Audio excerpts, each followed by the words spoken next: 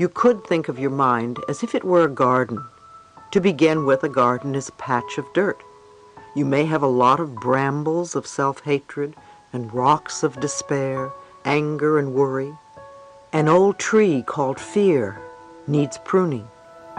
Once you get some of these things out of the way and the soil is in good shape, you add some little seeds or plants of joy and prosperity.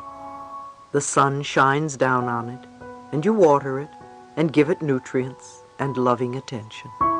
At first, not much seems to be happening, but you don't stop. You keep taking care of your garden. If you are patient, the garden will grow and blossom. The same with your mind. You select the thoughts that will be nurtured, and with patience they grow and contribute to creating the garden of experiences you want. We all make mistakes. It's okay to make mistakes while you are learning. As I said, so many of you are cursed with perfectionism.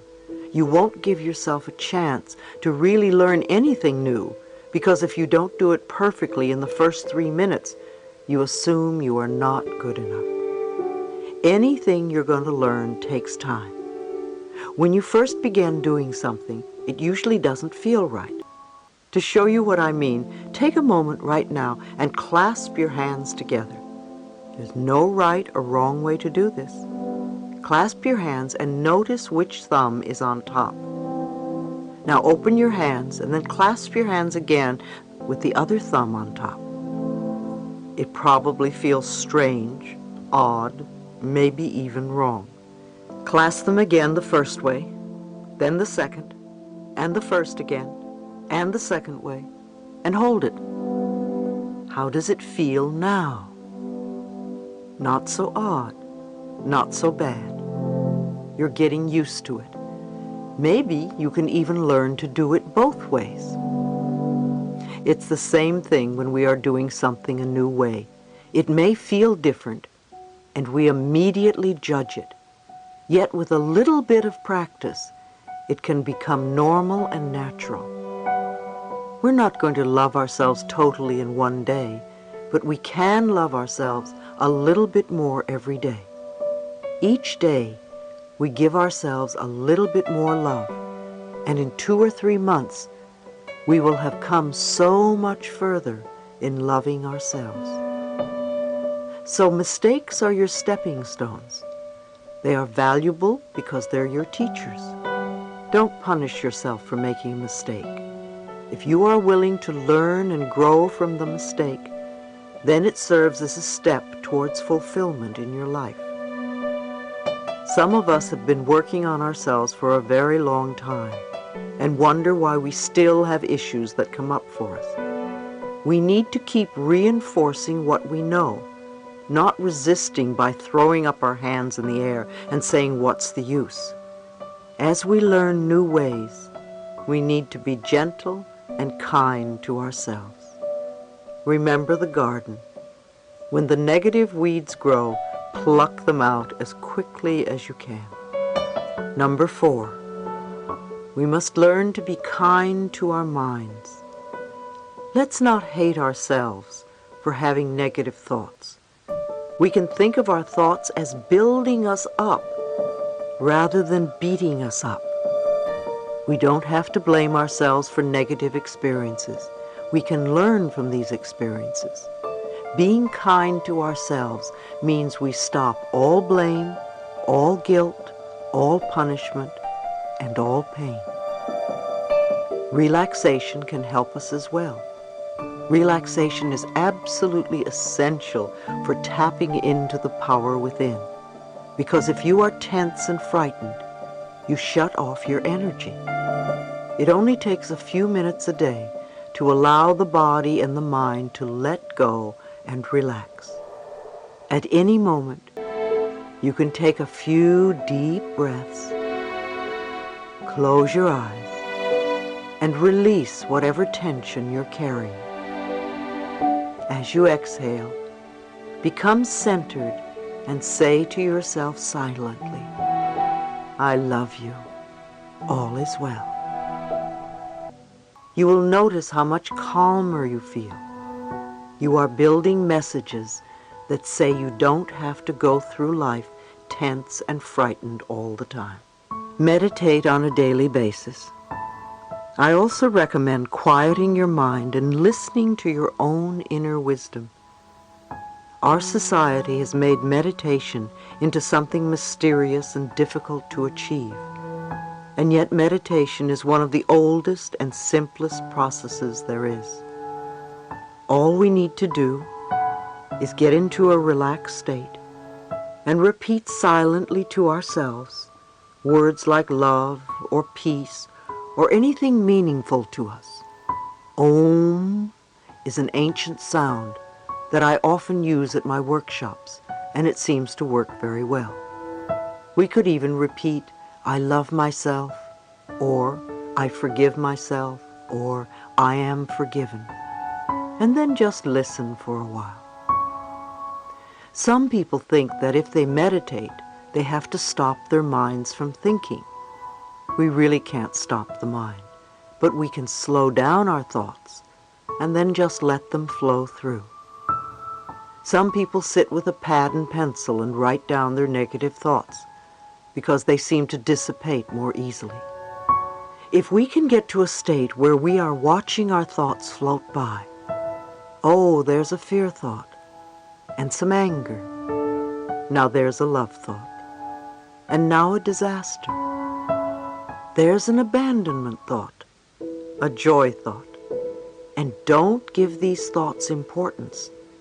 Then we begin to use our tremendous power wisely. You can begin meditation anywhere and allow it to become a habit. Think of meditation as focusing on your higher power. You become connected with yourself and your inner wisdom. You can do it in whatever form you like. Some people go into a kind of meditation while they're jogging or walking. Again, don't make yourself wrong for doing it differently.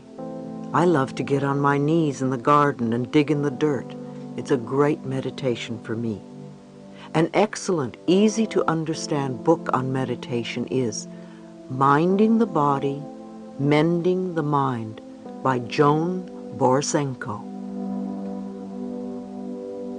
Visualize optimistic outcomes. Visualization is also very important, and there are many techniques you can use. Dr. Carl Symington, in his book Getting Well Again, recommends a lot of visualization techniques for people with cancer, and they often yield excellent results. With visualization, you create a clear, positive image that enhances your affirmation. Many of you have written to me about the kinds of visualizations you do along with your affirmations. The important thing to remember about visualizations is that they must be compatible with the kind of person you are. Otherwise, your visualizations will not work.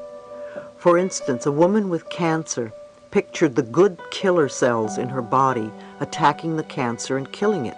At the end of the visualization, she doubted whether she had done it correctly and didn't feel that it was working for her. So I asked her, "Are you a killer person?" And she answered, "I personally don't feel good about creating a war in my body." So I suggested that she change her visualization to one that was a little more gentle. I think it's better to use images like the sun melting the sick cells, or a magician transforming them with his magic wand. When I had my cancer, I used the visualization of cool, clear water washing the diseased cells out of my body. We need to do visualizations that are not so offensive to us on the subconscious level. Those of us who have family or friends who are sick do them an injustice by continually seeing them sick. Visualize them well. Send them good vibrations. However, remember that getting well is really up to them. There are many good audio tapes with guided visualizations and meditations that you can give them to help them through this process, if they are open. If not, just send them love. Everyone can visualize. Describing your home, having a sexual fantasy, imagining what you would do to a person who hurt you, are all visualizations. It's amazing what the mind can do. Number 5. The next step is to praise yourself. Criticism breaks down the inner spirit, and praise builds it up. Acknowledge your power, your God self. We are all expressions of the infinite intelligence. When you berate yourself, you belittle the power that created you. Begin with the little things. Tell yourself that you are wonderful. If you do it once and then stop, it doesn't work. Keep at it, even if it's 1 minute at a time. And believe me, it does get easier. The next time you do something new or different, or something you are just learning and you're not too adept at, be there for yourself. It was a big thrill the first time I spoke at the Church of Religious Science in New York. I remember it very well. It was a Friday noon meeting. People wrote questions and put them in a basket for me, the speaker. I brought the basket to the podium and answered the questions and did a small treatment after each one. After I finished, I walked away from the podium and said to myself, "Louise, you were fantastic, considering this was the first time out. By the time you do this 6 times, you're going to be a pro." I didn't berate myself and say, "Oh, you forgot to say this or that." I didn't want to have the second time be something that would frighten me.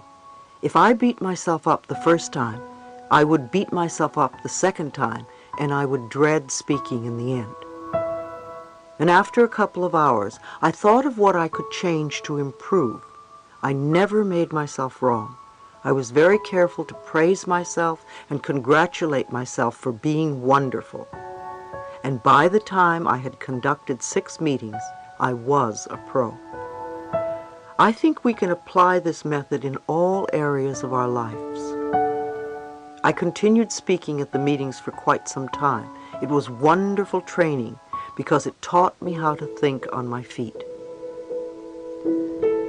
Allow yourself to accept good, whether you think you deserve it or not. I've discussed how believing that we are not deserving is our unwillingness to accept good in our lives. It's what stops us from having what we want.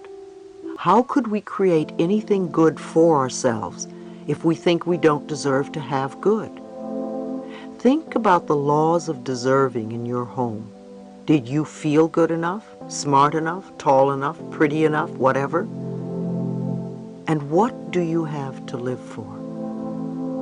You know you are here for a reason, and it's not just to buy a new car every few years.